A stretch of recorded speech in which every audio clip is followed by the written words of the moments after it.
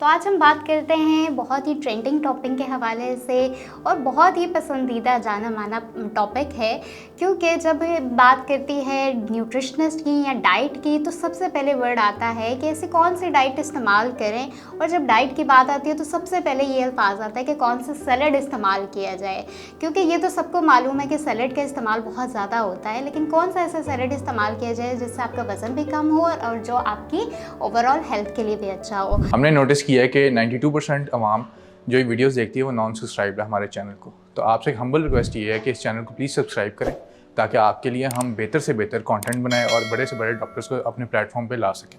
Thank you. Assalamu alaikum. I'm a consultant nutritionist, Dr. Shazad Zabash.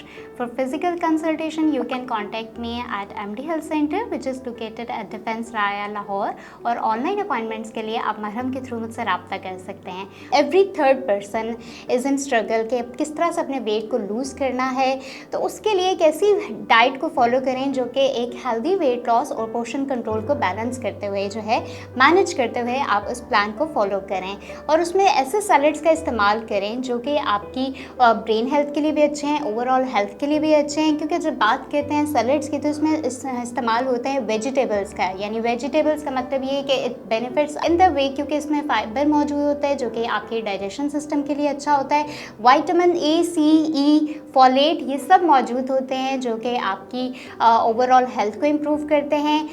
Antioxidant के तौर पे act करता है जो कि जिसकी वजह से आपके सेल्स को जो है ये डैमेज होने से प्रिवेंट करता है।